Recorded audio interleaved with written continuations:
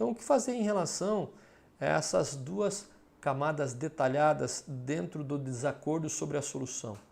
O primeiro ponto em relação ao desacordo sobre a direção da solução é obter consenso sobre a solução mais adequada. Então, eu sabendo exatamente através de uma análise de causa e efeito qual é realmente a causa, eu posso adequar corretamente qual é a solução. Então, sempre quando houver essa questão, quando houver esse desacordo, o consenso é fazer com que as pessoas apresentem os dados que provam que a causa do problema é aquela que realmente a pessoa está apresentando, com uma análise de dados. Aí é possível que haja um consenso ou um processo de convencimento, porque uma análise investigativa profunda foi feita. Então, uma vez que eu sei corretamente qual é a causa, eu posso estar propondo a solução. E aí eu consigo ter um consenso sobre a solução mais adequada. E qual que é a solução em relação à solução ter ramos negativos? É garantir que todos os efeitos colaterais negativos tenham sido aparados. O que significa isso?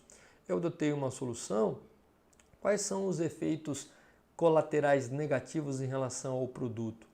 Será que aquela mudança eu tive algum efeito colateral em alguma característica do produto que pode ter sido fragilizada? Então eu vou lá, depois que eu realizei a mudança, vou coletar algumas amostras, vou fazer alguns testes práticos, técnicos, para verificar se aquela característica do produto se mantém dentro do especificado. Ou saindo da esfera do produto, será que aquela mudança no processo ela causa algum efeito colateral em relação às pessoas, aos operadores que estão manuseando o processo? Né? Ficou um processo mais trabalhoso, mais complexo, mais difícil, mais lento, né? Mais perigoso? Quais os tipos de efeitos colaterais em relação a essa parte operacional? E em relação ao usuário final, será que a modificação que eu trouxe no produto pode causar algum problema para o meu usuário final que eu não esteja a princípio percebendo?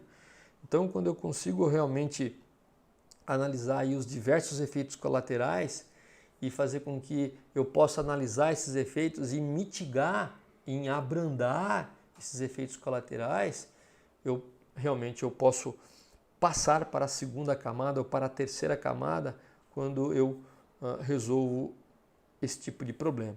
Então essas aqui são as duas questões relativas à segunda camada de desacordo sobre a solução, e a partir do momento que eu consigo fazer essas duas coisas, essas duas sugestões, eu consigo mais uma vez romper mais uma camada e ir então na direção da terceira camada, que é muitas vezes a camada de resistência, quando as pessoas desacordam sobre os detalhes da implementação da solução. Aqui a gente já tem a solução consensada, só que agora eu preciso implementá-la.